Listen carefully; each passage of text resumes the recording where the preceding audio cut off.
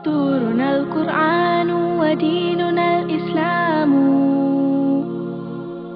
أركانه الجليلة دعائم الفضيلة وَلَقَدْ يَسَّرْنَا الْقُرْآنَ لِلذِّكْرِ فَهَلْ مِن مُدَّكِرٍ، اور بے شک ہم نے آسان کیا قرآن نصیحت کو، پھر ہے کوئی نصیحت پکڑنے والا؟ Our guide is the Quran, our religion is Islam. 5 noble pillars upholding what is virtuous. To make the testimony is the base of the faith, and the fast and the prayer, the pilgrimage and charity. الحمدللہ رب العالمین والصلاة والسلام علی سید المرسلین وعلی آلہ وصحبہ وذریاتہ اجمعین۔ سورۃ البلد 90 نمبر سورت ہے۔ یہ بھی ایک مکی سورت ہے، 20 آیات پر مشتمل ہے اور اس کے 4 پیراگراف ہیں، اور یہ بھی دور متوسط میں غالباً 6 نبوی سے 10 نبوی کے درمیان غالباً کسی وقت نازل ہوئی ہوگی، اور یہ دور ستم ہی تھا جب نبی کریم صلی اللہ علیہ وسلم پر ہر قسم کا ظلم حلال کر لیا گیا تھا۔ چنانچہ اس میں ہمیں آیت ملتی ہے وَأَنْتَ حِلٌّ بِهَٰذَا الْبَلَدِ۔ مکہ ایک بلد امین، ایک پرامن شہر تھا، لیکن اس پرامن شہر میں بھی نبی کریم صلی اللہ علیہ وسلم کے لیے ہر قسم کی سختیاں روا رکھی گئی تھیں۔ تو اس سے معلوم ہوتا ہے کہ یہ سورت دور ظلم و ستم میں نازل ہوئی۔ پچھلی سورت الفجر میں نفس غیر مطمئنہ کے اوصاف بتائے گئے تھے کہ وہ انکار آخرت کے سبب عدل اجتماعی کے قائل نہیں ہوتے، وہ مال کی محبت میں گرفتار ہو کر یتیم و مسکینوں کے حقوق کی پرواہ نہیں کرتے، میراث کا مال کھا جاتے ہیں۔ یہاں سورۃ البلد میں عدل اجتماعی کو ایک دشوار گزار گھاٹی العقبہ کہا گیا، اور آخرت پر پختہ یقین رکھنے والے خوش نصیب اہل جنت اصحاب المیمنہ اس دشوار گزار گھاٹی کو پار کر لیتے ہیں، اور آخرت پر ایمان کے سبب بندگان خدا کے حقوق بھی کما حقہ ادا کرتے ہیں۔ سورۃ البلد کے بعد اگلی سورت سورۃ الشمس ہے۔ اس میں بھی عدل اجتماعی اور فریڈم آف چوائس کا ذکر ہمیں ملتا ہے کہ یہاں آپ دیکھیں گے ان سعیکم لشتی، سورۃ البلد میں کہا گیا، سورۃ البلد میں یہ بات بتائی گئی کہ ان سعیکم لشتی، یقیناً آپ لوگوں کی سرگرمیاں متفرق قسم کی ہیں، کوئی اچھے کام کر رہا ہے، کوئی برے کام کر رہا ہے، لہٰذا اچھے لوگوں کا انجام برے لوگوں کے انجام سے مختلف ہونا چاہیے، اور یہی بات فریڈم آف چوائس کی، آزادی خیر و شر کی اگلی سورت سورۃ الشمس سے بیان کی گئی۔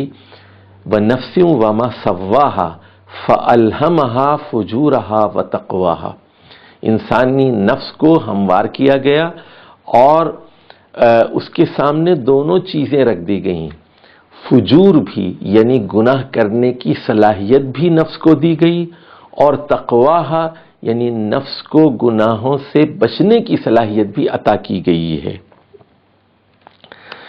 پچھلی صورت کے اندر آپ نے دیکھا ہوگا کہ نفس مطمئنہ اور نفس غیر مطمئنہ کے درمیان تقابل موجود تھا۔ یہاں اس صورت میں اصحاب المیمنہ اور اصحاب المشأمہ کے درمیان تقابل پایا جاتا ہے۔ اصحاب المیمنہ سے مراد سیدھے ہاتھ والے لوگ بھی ہو سکتے ہیں اور خوش نصیب بھی ہو سکتے ہیں، اور اصحاب المشأمہ سے مراد بائیں جانب کے لوگ بھی ہو سکتے ہیں، دوزخی، اور اس سے مراد بدقسمت اور بدبخت لوگ بھی ہو سکتے ہیں۔ سماجی عدل و انصاف، سوشو اکنامک جسٹس کو یہاں ایک دشوار گزار گھاٹی العقبہ کہا گیا ہے۔ اصحاب المیمنہ اس دشوار گزار گھاٹی کو پار کر لیتے ہیں اور تواصی بالصبر اور تواصی بالمرحمہ کی تہذیب کو پروان چڑھاتے ہیں۔ یہ ایک دوسرے کو صبر، استقامت اور ثابت قدمی کی نصیحت کرتے ہیں اور ایک دوسرے کو رحمت اور ترس کی نصیحت کرتے ہیں۔ اس کے برخلاف اصحاب المشأمہ بدبخت اور منحوس انسان ہیں، ایثار اور قربانی کی اس بلند گھاٹی العقبہ کو سر نہیں کر سکتے اور وہ آخرت کے منکر ہوتے ہیں۔ وہ یہ نہیں سمجھتے کہ کوئی ہستی انہیں دیکھ رہی ہے اور یہی خالق ہستی انہیں سزا بھی دے سکتی ہے۔ سورۃ البلد کا نظم جلی، 4 پیراگراف پر مشتمل یہ سورت ہے۔ ابتدائی 4 آیات میں یہ بتایا گیا ہے کہ دنیا کبد ہے، محنت اور مشقت کی جگہ ہے، اور محنت اور مشقت کر کے ہی انسان اصحاب المیمنہ میں شامل ہو سکتا ہے۔ دوسرے پیراگراف میں 6 آیات ہیں، آیات 5 تا 10، اس میں بتایا گیا ہے کہ انسان کے سامنے دونوں راستے رکھ دیے گئے ہیں۔ وَهَدَيْنَاهُ النَّجْدَيْنِ، ہم نے دونوں راستے اس کے سامنے رکھ دیے ہیں۔ وہ بخیل بھی بن سکتا ہے اور فیاض بھی بن سکتا ہے، تو اچھا رویہ بھی اختیار کر سکتا ہے، برا رویہ بھی اختیار کر سکتا ہے۔ اس کو خیر و شر کی آزادی عطا کی گئی ہے۔ تیسرا پیراگراف 8 آیات پر، یعنی آیت نمبر 11 سے 18 تک مشتمل ہے۔ اس میں بتایا گیا ہے کہ سوشیو اکنامک جسٹس، سماجی اور معاشی عدل ایک دشوار گزار گھاٹی العقبہ ہے۔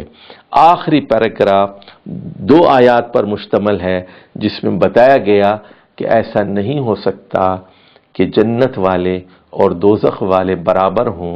اصحاب المیمنہ اور اصحاب المشأمہ کا انجام لازمی طور پر مختلف ہوگا۔